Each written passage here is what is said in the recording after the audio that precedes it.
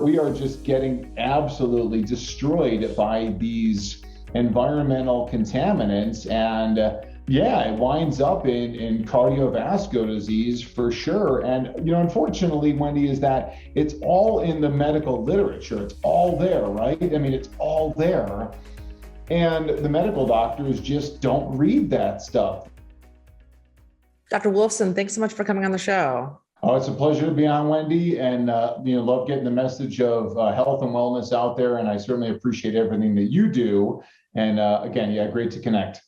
Yeah. So why don't you tell us your story? So what led you down the path of becoming a cardiologist? And then what led you down the path of really going more into alternative health? Yeah, my father was a cardiologist. In fact, he was a DO. And he was the first DO at the Cleveland Clinic in 1970. So I was born in Cleveland when he was there.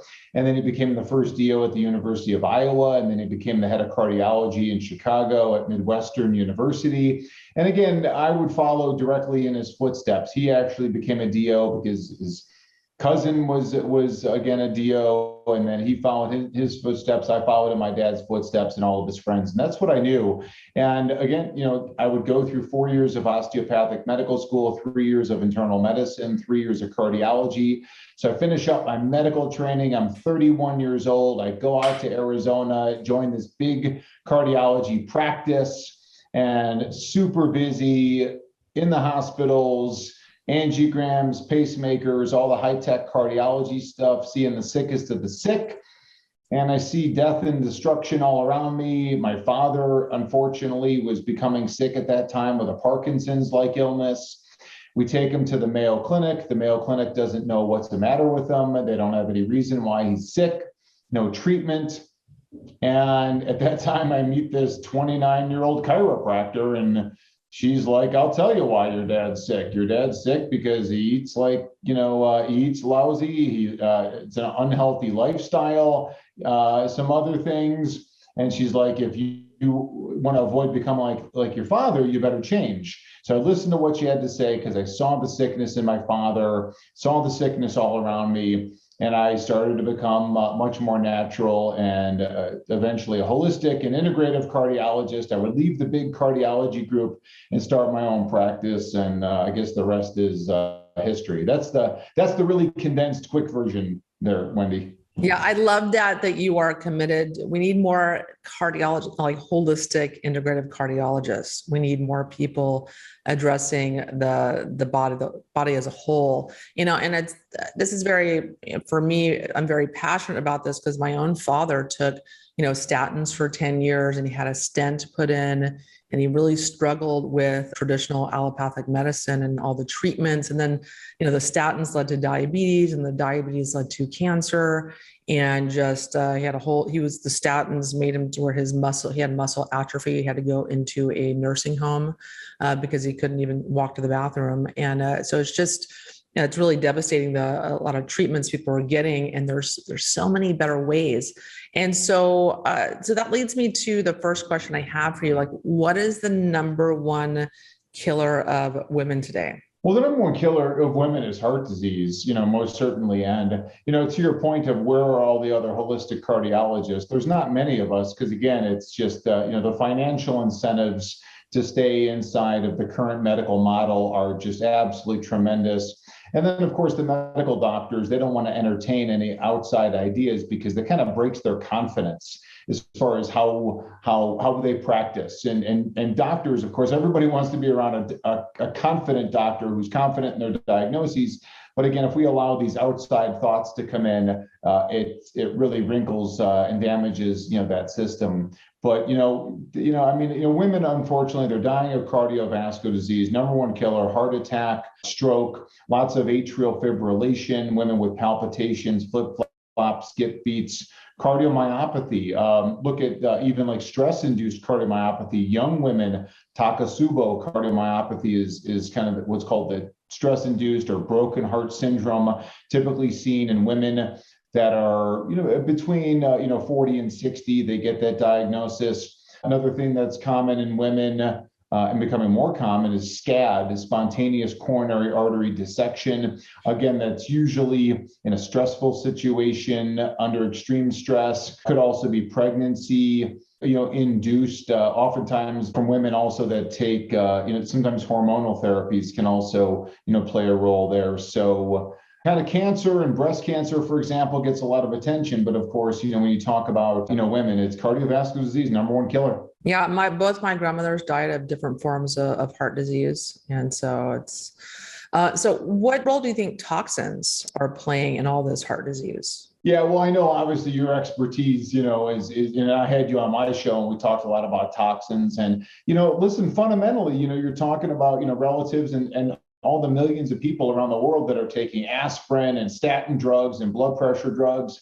Quite simply, people are not deficient in pharmaceuticals, but they are deficient in the right food. They are deficient in the healthy lifestyle, sleep and sunshine and stuff like that. And they have an excess of these environmental toxins and the metals and the molds and the plastics and phthalates and parabens and pesticides and VOCs.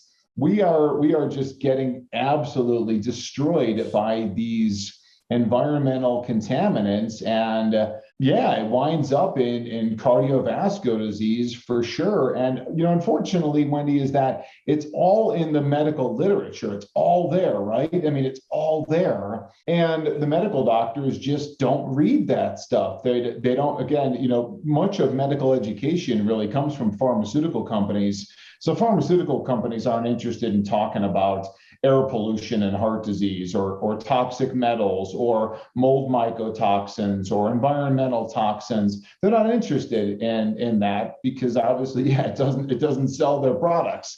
So that's why I appreciate the opportunity to talk with you and your tribe about the truth, about how we can really make a difference. Yeah. And so what are the preventive measures that people can take against toxins to aid in preventing cardiovascular disease? Well, I think, really, and so, a lot of the stuff, obviously, you share with your tribe as well. And for one thing, I tell people that no matter what diet you're on, whether you're vegan, vegetarian, Mediterranean, paleo, keto, carnivore, just make your diet clean. Just get the poison out of your food. So what does that mean? It means eating organic food.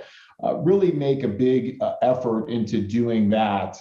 And you've heard people over the years, I'm sure many, many, many times, oh, I can't afford to eat that way. Well, A, you can't afford not to eat that way. And B, maybe there's some other areas of your life where you could save money, like stop going to Starbucks and getting a frappuccino, or stop getting your hair done, stop getting your nails done, stop getting new clothes, new cars, houses. Again, take care of yourself first, feed yourself first, get the chemicals out of your food. That's a huge, huge place to start regarding, detoxification. And then, of course, you start looking at, quite simply, I tell my patients, everything you bring into your house, is it toxic or not? And if it's toxic, don't bring it in. If you're not sure, don't bring it in. But every purchase that you make and everything that walks in through your front door, again, is it toxic or not? And if it's toxic, don't bring it in. Yeah. And do you believe that detoxing can reverse the damage already done if you have heart disease or you're suffering, you're taking high cholesterol? Do you think detoxing can reverse some of that damage? Oh, 100%, 100%. I can. I've seen it obviously in my patients, over the years. I think, symptoms wise, a lot of people that are struggling with fatigue or weight gain or anxiety, insomnia, hormonal issues, and then obviously cardiovascular issues, diabetes issues, brain issues. I think, you and I both can sit here and go back and forth with stories of patients and clients who we put them on a detoxification program and they improve tremendously. Again, we're seeing people get off blood pressure drugs, cholesterol drugs, improvements of heart function. One of, again, the biggest pain points in cardiology patients is atrial fibrillation, irregular heart rhythms. we see people improve because, again, all of these environmental toxins and pollutants lead to inflammation. Everybody knows inflammation's bad. Every cardiologist knows inflammation's bad. Their treatment is Lipitor. Our treatment is to remove those environmental toxins. Inflammation comes down naturally, and now we are able to really solve people's issues. And so what type of diet do you typically recommend for people? Because I know there's doctors that recommend like the vegan diet and vegetarian and getting all the fat out of your diet. What is your approach? I think really my approach is the common sense approach, and that's what I talk about in my book. And that's just living like our paleo ancestors. We are hunter-gatherers, quite simply. So every society in the history of the world has been a meat and or seafood eater. Every animal on planet Earth either eats other animals or they eat a lot of insects. So the vegan really is an experiment. I believe it's a deprivation. I believe it's a problem. I love animals as much as anybody does, and my wife and I donate to a lot of animal charities and animal cruelty. So when I talk about eating animals, we're talking about free-range, grass-fed, pasture-raised animals, and we're talking about wild seafood. And I think that when we do that, we get the best outcomes. So that takes us to what I believe, again, is that clean paleo eating. Again, always being organic, always being gluten-free, paleo foods. And then from there, I think there's a lot of people these days talking about going carnivore. And I think carnivore, in my opinion, where you're eating the majority is seafood and meat and eggs. I think that there's room for that really as a cleanse and as a detox. I don't know what you think and as far as your clients and what they're experiencing with that, but I personally, at this time, I think that if I were to advise people on kind of like a cleanse or a detox diet, I would be more apt to go with a carnivore approach, as opposed to, you hear so many people talking about, well, I'm going to do a greens juice, cleanse, or a greens fast, and I'm going to go raw vegan, because the detoxification pathway really, number one detoxifying compound in our body is glutathione, and you make glutathione from eating animal products. That's all there is to it. So if we're talking about best ways to detox, and you talk, all the different B vitamins, what's the best source of B vitamins? It's liver. So using that kind of strategy, Wendy, I think is the best approach. Yeah, and I agree. I mean, we also get lots of minerals from animal proteins as well, and we need taurine. Like your liver can't detox without taurine, and you don't get that on a vegan or vegetarian diet. You don't get any B12 as well. So definitely lots of problems in the vegan vegetarian diet. And so let's talk about pharmaceuticals. So you go to your cardiologist, you're having some high cholesterol. Why are pharmaceuticals not always the answer? Because I know from my family members and so many of my clients that the doctors are always pushing anti-cholesterol medications. My mother had a cholesterol of 180 and it was being pushed on her, saying that it was high. It's just insanity. Yeah, I think, once again, and it's just, it is true that from the first day of medical school, it is all about the pharmaceuticals. It's all about surgeries. It's all about tests. It's never about cause. It's never about prevention. And it's just because, again, the medical schools are owned by the pharmaceutical industry. And what that means really is that when you go to your medical doctor, again, they are not trained in nutrition, they're not trained in lifestyle, they're not trained in environmental toxins, and certainly not detoxification. They are trained in pharmaceuticals. And in the cardiology office, that really, starts with statin drugs and this kind of everybody should be on statin drugs, when statin drugs are notorious for causing a lot of side effects, a lot of damage. And really, since they don't address the cause, that's the most dangerous thing, because even if you say statin drugs work, certainly they can lower numbers down, that's for sure.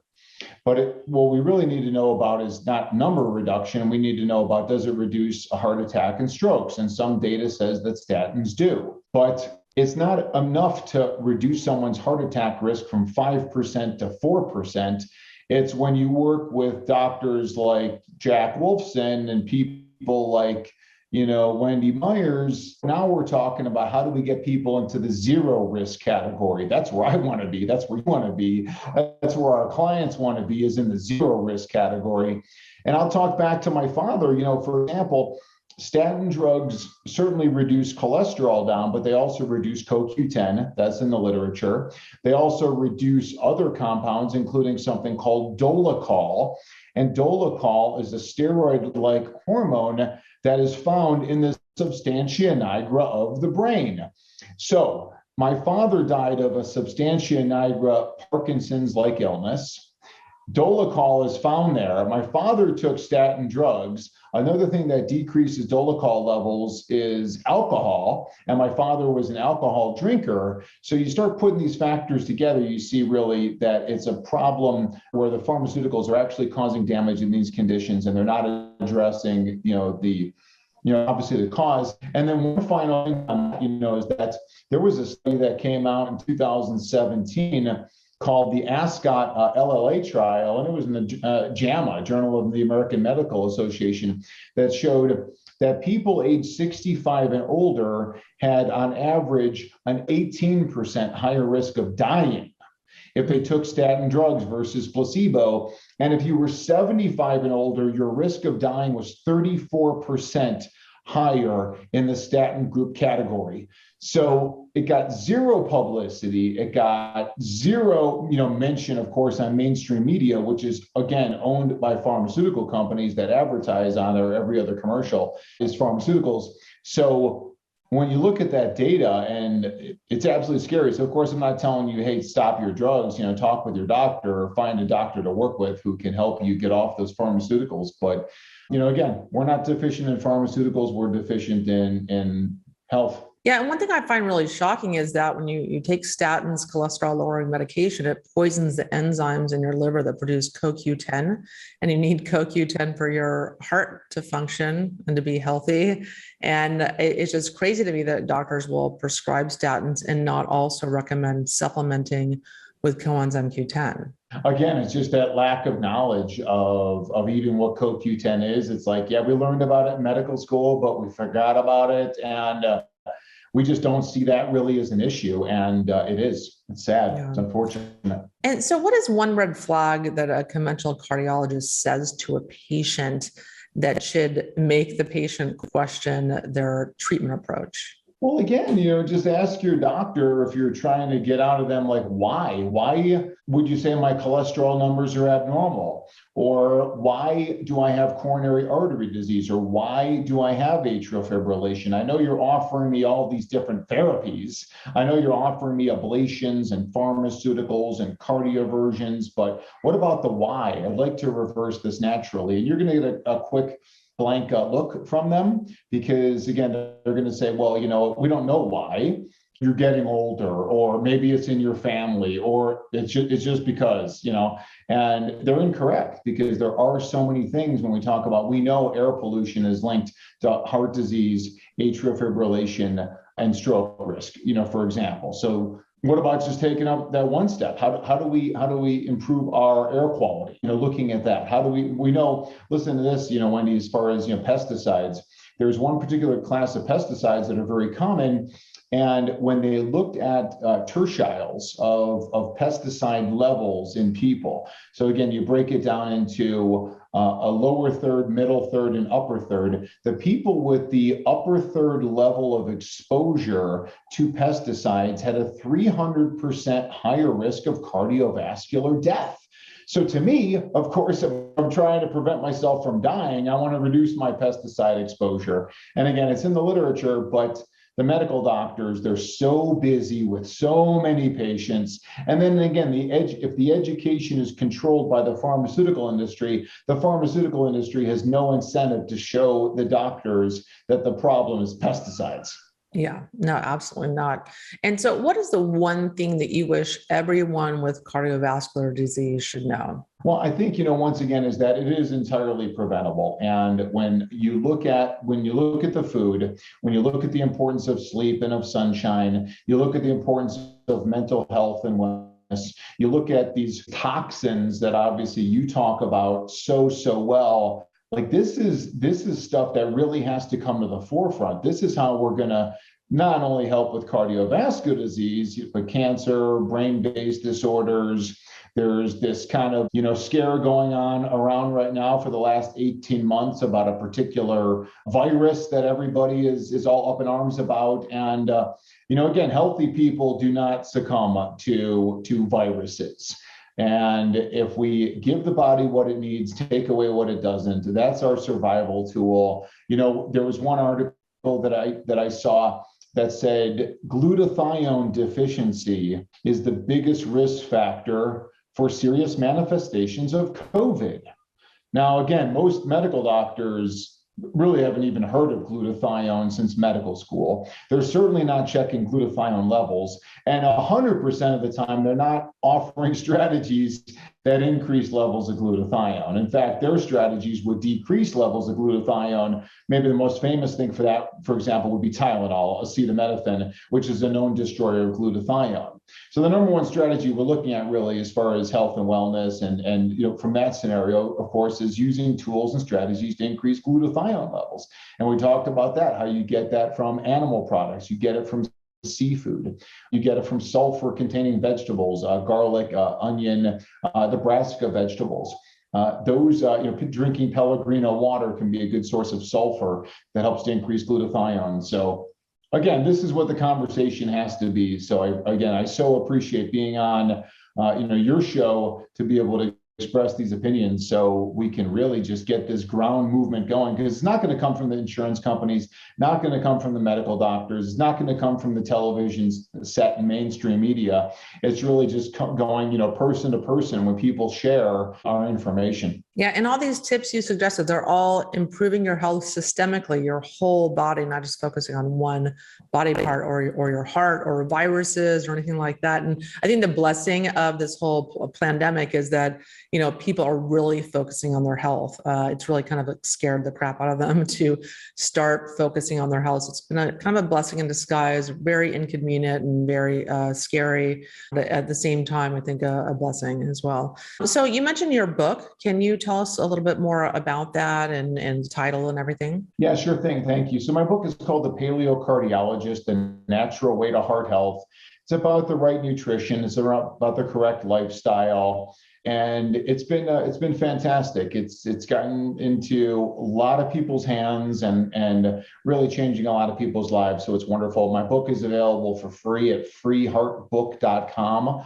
Again, freeheartbook.com, or anybody can get it, just pay shipping. And we'll get a copy of the book to you. It's a great book for you to read. Give it to someone that you love. Give it to your cardiologist and say, hey, this guy's saying a different thing. Maybe we can reach the cardiologist that way with the book. And again, it's been endorsed by some cardiologists, but a lot of my cardiology buddies, if you will, and fellow trainees have read the book and they say, love the book. And they say, do not tell anyone that I said I loved it or endorsed it, because again, that's just like a career suicide, if you will, to endorse a book on natural healing.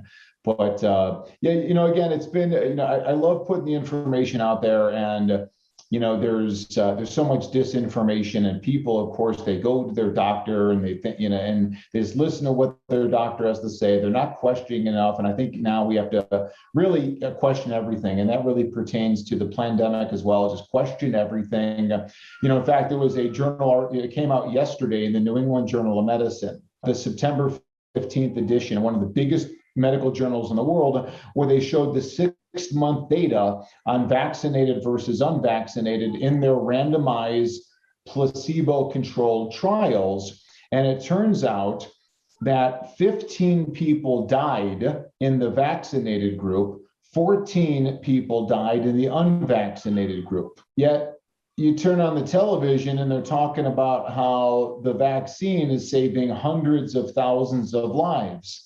Yet in the trial, the randomized trial, it didn't show that. It didn't show saving any lives. So it just goes again to show you what the agenda is. And what the media will focus on is how the trial showed a 95% reduction in COVID, but it didn't save any lives. There's a time and a place for emergency medicine. There's a time and a place certainly for trauma centers. There's a time and a place for pharmaceuticals when your blood pressure is 240 over 120, but always with the goal of getting people off of the pharmaceuticals.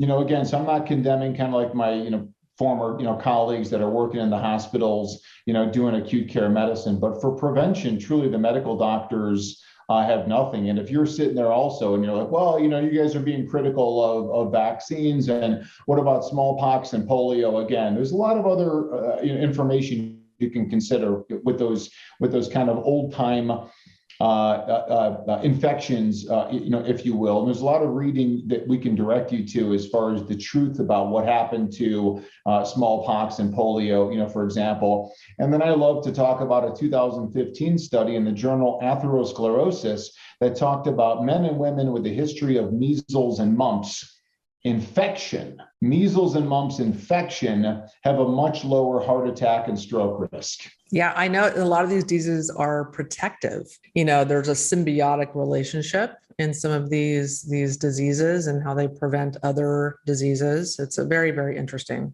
Well, we know that, again, like those childhood infections, they typically prevent cancer as adults. They're protective of. So I think it's actually a problem right now kind of going on, and we'll see what happens, 50 years, 100 years down the road, where again, this social isolation, and social isolation is one of the biggest risk factors for cardiovascular death of all. It's just social isolation is the worst thing that can happen, yet more people are socially isolated than ever. And again, along with this social isolation means you're not interacting with other people. And it is that the physical interaction with other people as well that helps prime the immune system. So when I'm around you, there's things in me that are communicating with you, things in you that are communicating with me. And that's how really, I think a lot of our, immune system, if you will, is primed and therefore beneficial. But the fact that most people, everybody's afraid of everybody, everybody's going around in masks, everybody's using all these toxic hand sanitizers and poisons, and it's just it is destroying the health and the fabric of the world, really, and it's horrific. Yeah, I don't do hand sanitizer. I want germs. I want my immune system to be stimulated by different pathogens and bacteria and things like that. And it's crazy, the people are so focused on this germ theory of disease, that it's germs and bacteria and viruses that cause illness. It's the terrain. It's people's terrain and the health of their body and their emotional trauma and their physical health and their diet. That people that don't have that have poor terrain, their garden is just, they're not tilling their garden often enough. Those are the people that are getting ill. It's all about terrain. And Wendy, as medical doctors, we get zero training on terrain, and we get 100% training on germ. So any closing thoughts, any words of advice for people that are looking to improve their cardiovascular health? I think, once again, just kind of question everything. There's this amazing thing now called the internet and Google and search, which takes you right to mainstream literature. This is not the 1970s where it's like that you see the doctor and it's, my way or the highway. It really is the information age. And when you go and you look at the information, you'll see that the information about real health and wellness is there. Question everything going on around us. Always keep an open mind. And whenever somebody tries to limit our ability to speak our truth or to question what is happening around us, we need to be really, really afraid and really, really proactive to prevent the suppression of information. Yeah, alarm bells should be going off, sirens should be going off when that's happening. So Dr. Wolfson, tell us where to find you and learn more about your work. Yeah, I would invite anybody, come on in and grab a copy of the book, freeheartbook.com. You can also go to my website, naturalheartdoctor.com, Natural Heart Doctor with doctor spelled out. That's where you can go. And yeah, we're on social media until social media kicks us off. We're on there getting our opinions out there. And, again, Wendy, I so appreciate being on your show and again, just, connecting with like-minded people. And you and I both know there's so many people that we are connected to, that so many medical doctors and so many health practitioners who feel the same way, a lot of which are outspoken, some of which are still in the shadows, but we'll keep speaking our truth. And again, when your clients, and really, you get support and I get support, we're able to continue to get that message out there, because there's a lot of, again, people and corporations that are interested in silencing people like us. So thank you again for the opportunity. Yeah, absolutely. Well, Dr. Wolfson, thank you so much for coming on the show. And everyone, thank you so much for tuning in every week to the Myers Detox podcast. I'm so excited every week to do a new show for you guys and teach you as much as I can about alternative health and healing and detoxification and bioenergetics and emotional trauma and everything that can impart the physical health that you deserve. So thanks for tuning in, and I'll talk to you guys next week. The Myers Detox Podcast is created and hosted by Wendy Myers. This podcast is for information purposes only. Statements and views expressed on this podcast are not medical advice. This podcast, including Wendy Myers and the producers, disclaim responsibility for any possible adverse effects from the use of information contained herein. Opinions of guests are their own, and this podcast does not endorse or accept responsibility for statements made by guests. This podcast does not make any representations or warranties about guest qualifications or credibility. Individuals on this podcast may have direct or indirect financial interest in products or services referred to herein. If you think you have a medical problem, consult a licensed physician.